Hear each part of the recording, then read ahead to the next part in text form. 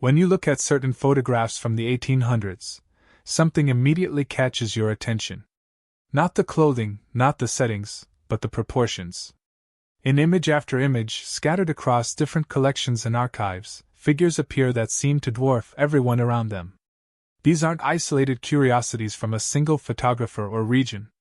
They show up in England, Ireland, the United States, and across Europe during roughly the same period. Take the photograph dated 1835 that shows two women standing beside what appears to be a normal-sized building, with several children at their feet. The women tower over the structure itself. Their heads reach well above the roofline. The children beside them look appropriately sized for the building's scale, but the women appear to exist in a different dimension entirely. This isn't a single strange photograph. Similar images exist in multiple archives, showing figures of seemingly impossible height next to buildings, groups of people, or everyday objects. The standard explanation offered is that these are composite photographs, a technique that became possible in the mid-1800s. Photographers could combine multiple negatives to create a single image, allowing them to place figures at any scale they wished. This technique was certainly used, particularly for novelty portraits and advertising. But that explanation raises its own questions. Why would this specific type of composite, showing exceptionally tall figures in otherwise ordinary scenes, appear so frequently across different photographers and countries? Commercial novelty photography typically advertised itself as such. These images often appear in collections of documentary photography, family records, and historical archives without any indication they were meant as entertainment. The photographic process itself deserves examination. Early photography required long exposure times, sometimes several seconds, or even minutes. Subjects had to remain perfectly still. Creating a convincing composite would have required precise alignment, matching lighting conditions, and careful attention to perspective. The technology existed, certainly, but the effort involved was considerable.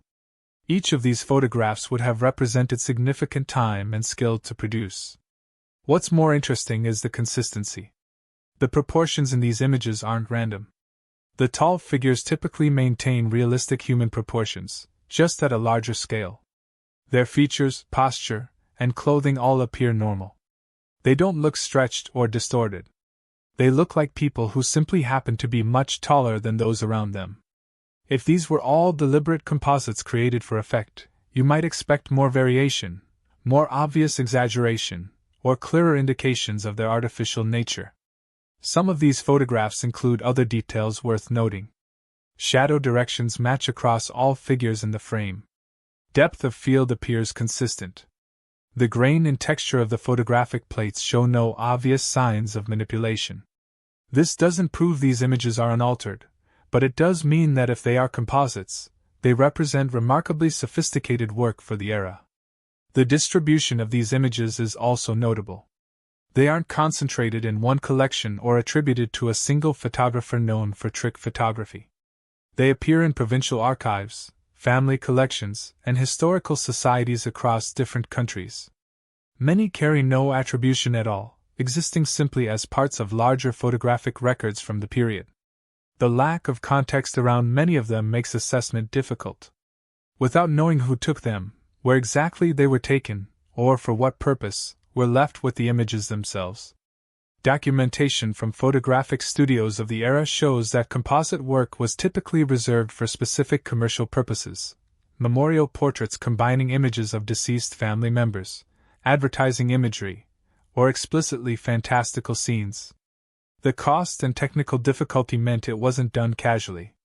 Yet these images of tall figures often appear in contexts suggesting straightforward documentation rather than artistic creation. Another pattern emerges when you examine the clothing and settings. The figures are dressed appropriately for their apparent time period and social class. The backgrounds show authentic architectural details and landscapes consistent with the regions where the photographs supposedly originated. If someone were creating elaborate hoaxes, they paid extraordinary attention to period accuracy in every element except the scale of certain figures. The question becomes not just whether these images were manipulated, but why. If they're composites created deliberately, what was their purpose? They don't appear to have been used for entertainment or profit in any documented way. They exist in archives without fanfare or explanation. If they're unaltered photographs, they document something that contradicts our understanding of human height variation in the 19th century. Either possibility raises questions that standard historical narratives don't adequately address. The photographic record from this period, when examined as a whole, presents a pattern that resists simple explanation. These images exist. They're distributed across multiple collections and regions. They show consistent features that suggest either remarkably sophisticated and purposeless photographic manipulation, or they document something about the 19th century that subsequent historical accounts have overlooked or dismissed. The photographs raise questions, but buildings provide measurements. Throughout Europe and North America, structures from the 18th and 19th centuries display features that seem disproportionate to the people who supposedly built and used them. Doorways in public buildings, churches, and even some residential structures reach heights of 10, 12, or even 14 feet. Ceilings soar to 20 or 30 feet in buildings that served as schools, town halls, or ordinary commercial spaces. The conventional explanation is that these dimensions reflected aesthetic preferences of the time. High ceilings provided better air circulation, particularly important before modern ventilation systems. Grand proportions conveyed status and importance for public buildings. This explanation works for obviously prestigious structures like cathedrals, government buildings, or the homes of the wealthy. But it becomes less satisfying when you examine the full range of buildings displaying these features. Consider the schoolhouses. Across the American Midwest and Northeast, one-room schoolhouses from the mid-1800s frequently feature doorways reaching 9 to 10 feet in height, with ceilings proportionally elevated. These were utilitarian buildings serving rural communities, built with limited budgets and local materials. The extra height required more materials, more labor, and created spaces that would have been harder to heat in winter, a significant practical concern. Yet this design appears repeatedly. Courthouses and municipal buildings present even more striking examples. In towns across the United States, structures built in the 1850s through 1880s feature first-floor doorways that tower over modern visitors. Interior doors to offices and meeting rooms often reach 10 feet or higher. Hallways seem designed for people significantly taller than the average human height of the period, which historical records place at approximately 5 feet 6 inches for men and 5 feet for women. The argument that this reflected purely aesthetic choices encounters difficulties when you examine the specifics. Load-bearing walls, foundation requirements, and structural support all increase in complexity and cost with building height. Engineers and builders of the period worked within tight budgets and practical constraints. They understood these costs intimately. Making buildings substantially taller than necessary represented a significant economic burden that would need clear justification. Historical building records from the period do exist, though they're often incomplete. Where specifications survive, they sometimes include dimensional requirements that seem excessive for the documented population. A town hall built to serve a community of a few hundred people might include specifications for doorways and corridors that would accommodate people well over 7 feet tall moving comfortably through the space. The question isn't whether tall buildings existed, which is obvious, but whether the proportions match the documented needs and population of the communities that built them. Churches and religious buildings deserve separate consideration because their symbolic importance might justify unusual dimensions. Yet even here, patterns emerge that resist easy explanation. Catholic churches built in Europe during earlier centuries often feature human-scale elements, doorways and passages sized for ordinary people, despite their soaring naves and towers.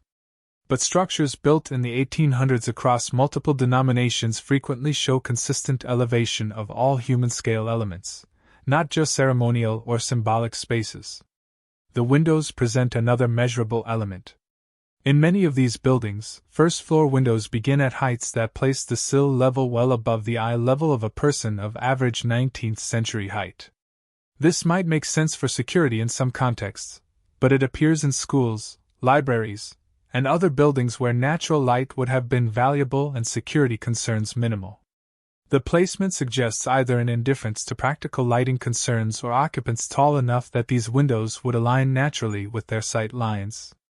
Staircases offer particularly detailed evidence because their dimensions follow specific ergonomic requirements. Human gait and leg length determine comfortable step height and depth ratios. Staircases in many of these buildings feature steps that seem slightly oversized for documented human proportions of the era. The difference isn't dramatic enough to make the stairs unusable by people of ordinary height, but it's measurable and consistent across many structures. Factory buildings and industrial structures from the period add another dimension to this examination. These were purely functional spaces built to economic requirements. Every square foot represented cost that needed justification through productive use. Yet industrial structures from the mid to late 1800s frequently feature ceiling heights and doorway dimensions that exceed obvious functional requirements. A textile mill or manufacturing facility needs adequate space for machinery and materials handling, but many exceed these requirements substantially. Railroad stations provide a particularly interesting case study. These structures were built to serve the traveling public, process ticket sales, and manage baggage. They needed to be functional above all else. Yet stations built in the 1870s and 1880s across the United States and Europe frequently feature ticketing windows, doorways, and ceiling heights that seem calibrated for a taller population than historical records document. The waiting areas in particular often showed dimensions suggesting occupants substantially taller than 5.5 feet. When you map these buildings geographically, certain concentrations appear. The American Midwest, the Northeast Corridor, parts of the British Isles, and specific regions of continental Europe show higher frequencies of these proportionally unusual structures. This doesn't align neatly with wealth distribution or population density. Some wealthy urban areas built to conventional proportions while smaller towns in certain regions consistently built to larger scales. The timeline matters as well. These proportionally unusual buildings concentrate in a specific period, roughly 1820 through 1890. Earlier structures, even prestigious ones, often show more conventional proportions relative to documented human heights. Later buildings, from the turn of the 20th century forward, generally return to dimensions that align more closely with average human measurements. Something about that 70-year window produced a consistent pattern of construction at scales that seem mismatched to the people documented as living in those times and places. The photographs and buildings suggest patterns, but written records provide a different kind of evidence. Newspapers from the 1800s contain hundreds of accounts describing individuals of exceptional height. These weren't always presented as medical curiosities or sideshow attractions.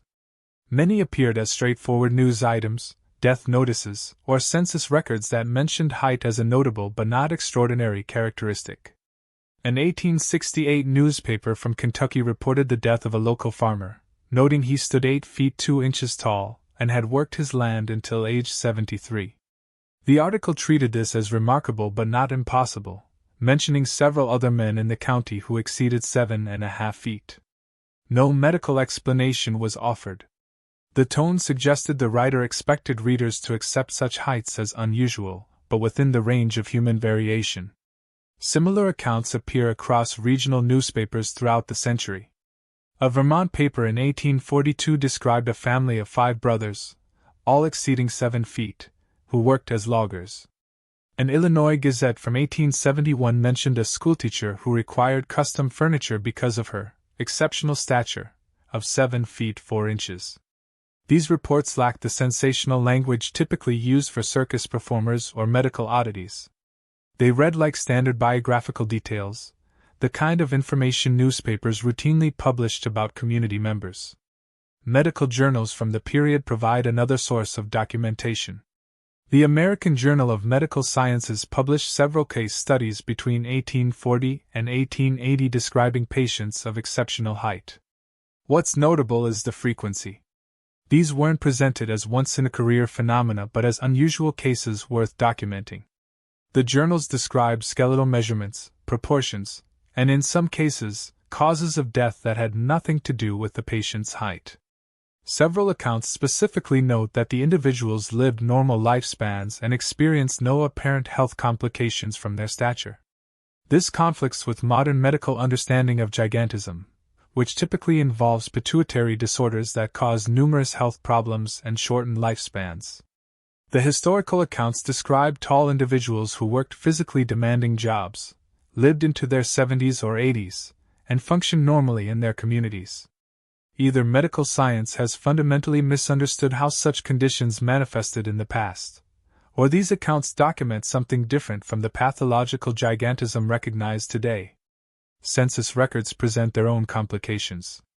Most census forms from the 1800s didn't include fields for height, so systematic data doesn't exist.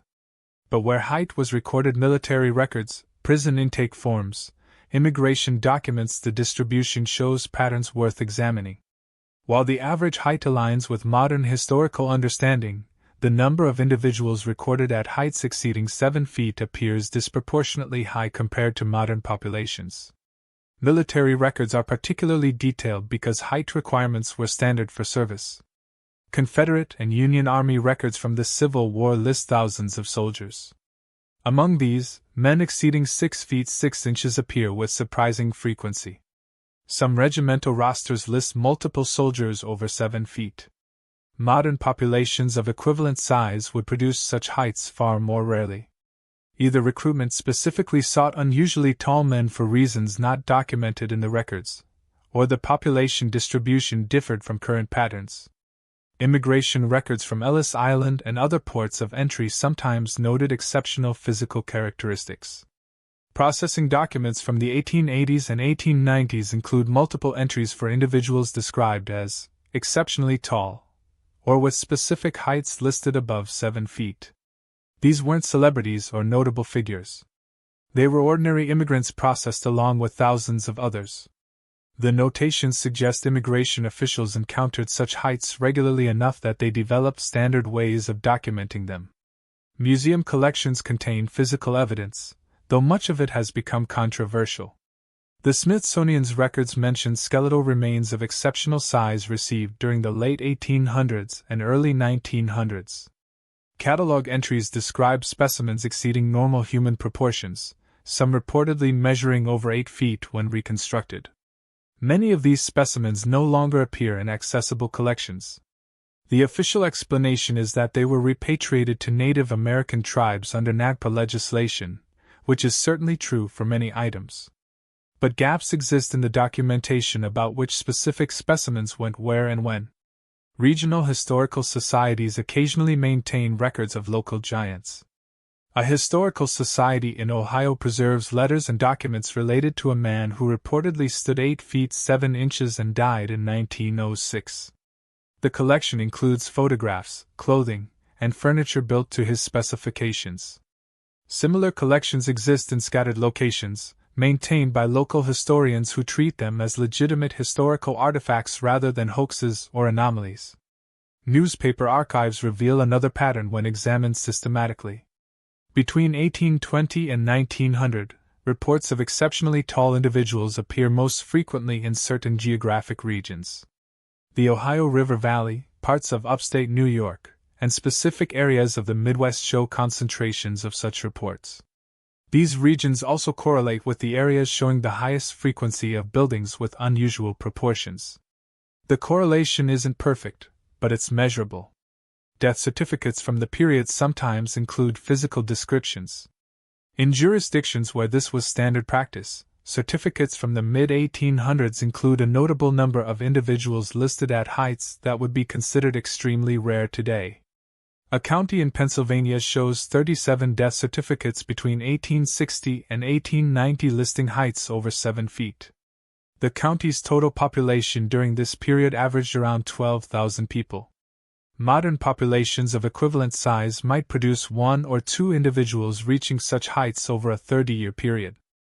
Medical schools in the 1800s sometimes maintained anatomical collections that included skeletons of unusual specimens. Catalogs from schools in Philadelphia, New York, and Boston list skeletal remains of extraordinary size among their teaching collections.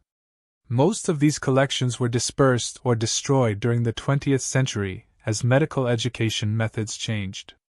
But the catalogs survive, providing documentation that these specimens existed and were considered valuable enough for medical instruction.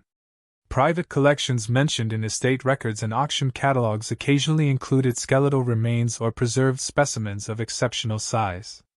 An 1887 auction in London listed among its lots the complete skeleton of a Welsh giant, measuring 8 feet 3 inches. The auction catalogue treated this as a valuable curiosity but not an impossible rarity. Similar items appear in other auction records from the period, suggesting a market existed for such specimens, and that they were available with some regularity. The documentation creates a puzzle. Individual accounts might be explained as exaggerations, errors in measurement, or outright fabrications. But the volume and consistency across different types of records, newspapers, medical journals, census data, death certificates, museum catalogs suggests something more complex.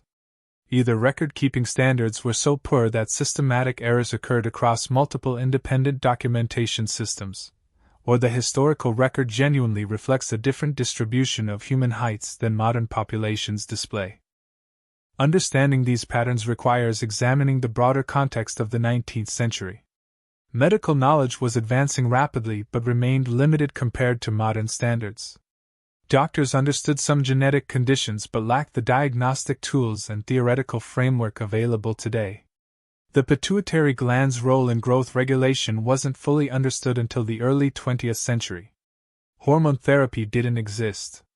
What physicians in the 1800s called gigantism might have included conditions that manifested differently from modern cases or might have encompassed entirely different phenomena. Nutrition plays a role in human height, and dietary patterns changed substantially during the 1800s. But nutrition typically affects populations over generations, producing gradual shifts in average height. It doesn't explain the presence of numerous individuals reaching heights far beyond normal variation within a single generation. If anything, historical nutrition was generally poorer than modern diets, which should have resulted in shorter average heights and fewer exceptionally tall individuals, not more. The cultural context around physical differences differed significantly from modern attitudes. People with unusual physical characteristics often found work in entertainment, particularly traveling shows and exhibitions. This created economic incentives for documenting and preserving evidence of exceptional height. But it also means we should expect clear documentation when individuals were being exhibited for profit. The accounts that are most puzzling are those treating exceptional height as notable but not extraordinary, suggesting these individuals lived ordinary lives rather than being showcased as curiosities. Exhibition practices themselves reveal interesting details. Traveling shows in the 1800s featured giants as standard attractions. Promotional materials for these shows listed heights and provided biographical information about the performers. What's striking is how many of these verified performers stood between 7 feet 6 inches and 8 feet tall. Modern circuses and exhibitions struggle to find performers exceeding 7 feet. The 19th century apparently produced enough individuals in this height range to staff dozens of traveling shows simultaneously across North America and Europe. Some of these performers have well-documented lives. Their heights were measured by multiple physicians and witnessed by thousands of people. They weren't frauds or exaggerations. But their very existence in such numbers raises questions about the population distribution.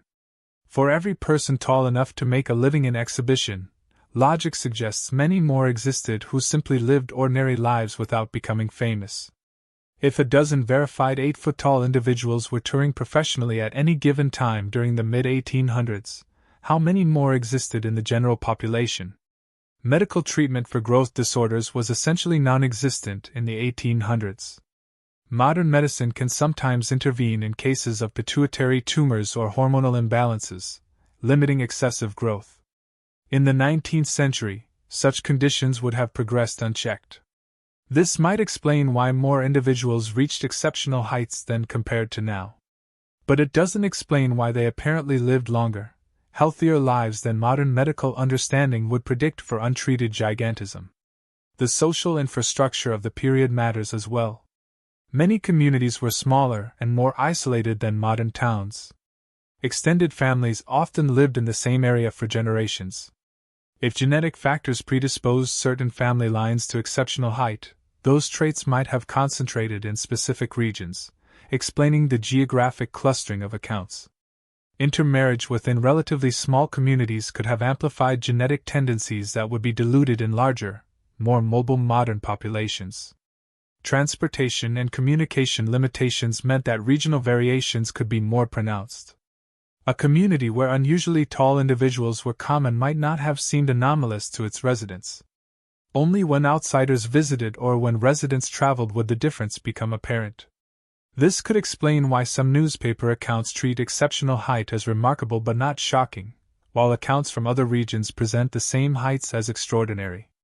Economic factors shaped how buildings were constructed and why certain design choices were made.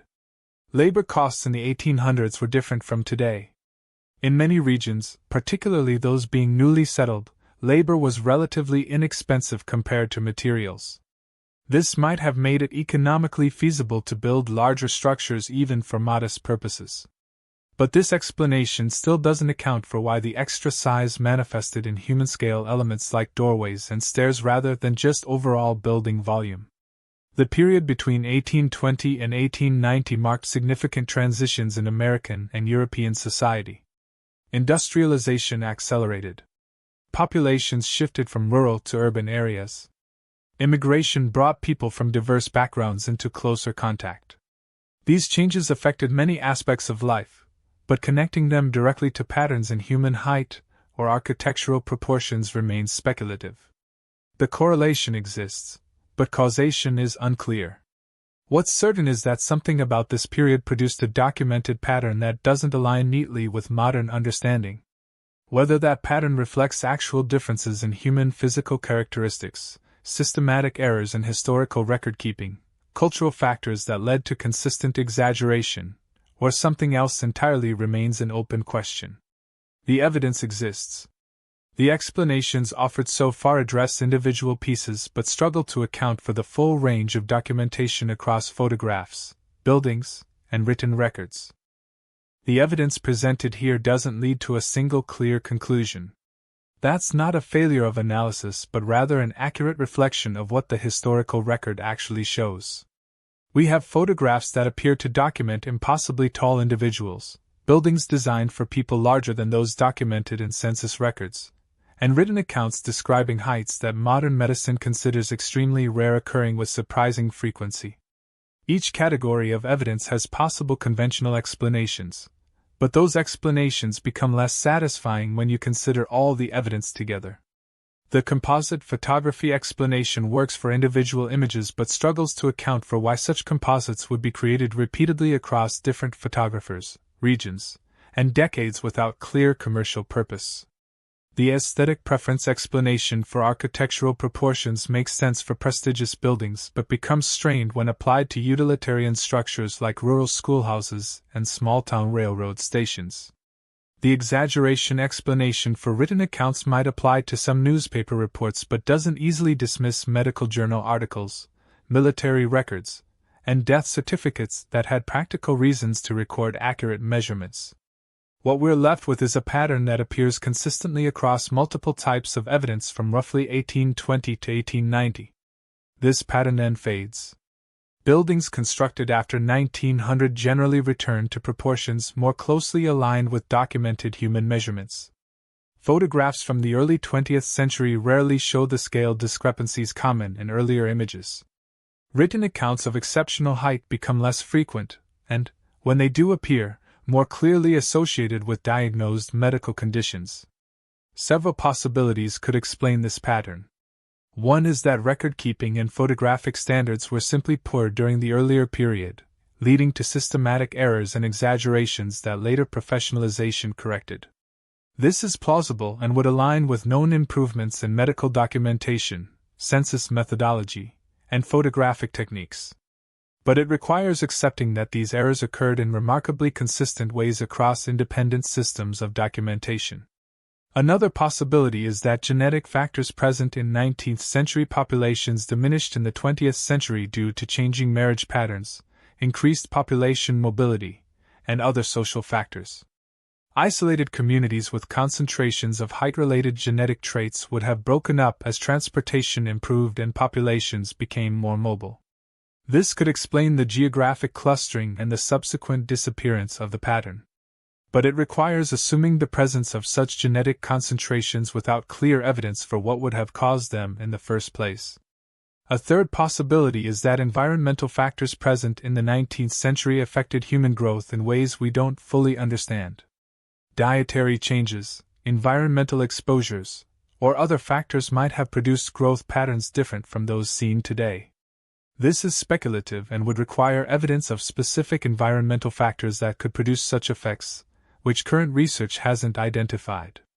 Or the pattern might reflect something we've genuinely overlooked in our understanding of 19th century history. Historical narratives get revised regularly as new evidence comes to light, or as researchers ask different questions of existing evidence.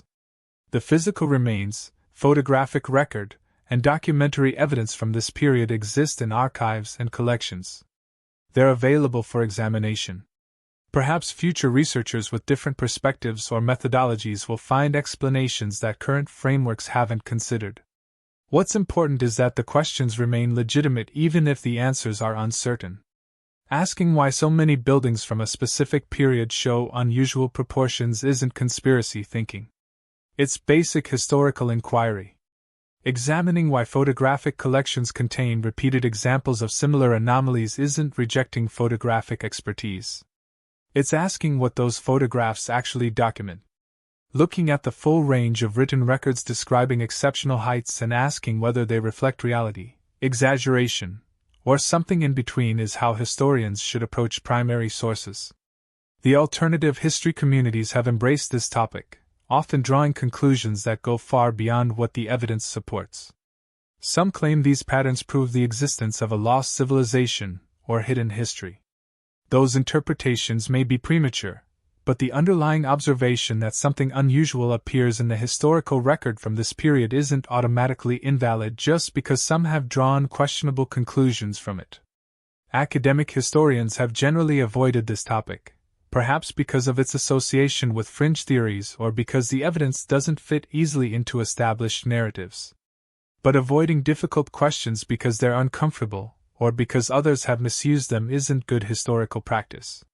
The photographs exist. The buildings exist. The records exist. They deserve serious examination rather than dismissal.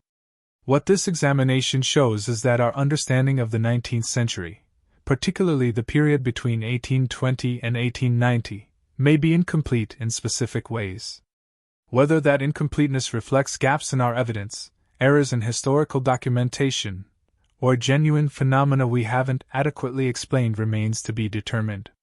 The purpose here isn't to prove a specific alternative history but to demonstrate that legitimate questions exist about this historical period. These questions deserve attention from researchers with relevant expertise in photographic analysis, architectural history, medical genetics, and historical demography. They require systematic examination of evidence rather than blanket acceptance or rejection based on how well it fits existing narratives. The historical record from this period contains patterns that don't align perfectly with our current understanding. Acknowledging that fact and examining it carefully is how historical knowledge advances. The evidence presented here should encourage careful observation and further research, not immediate conclusions. History is full of patterns that seemed clear initially but proved more complex upon closer examination. This may be another such case. Or it may represent something genuinely overlooked in our understanding of the past.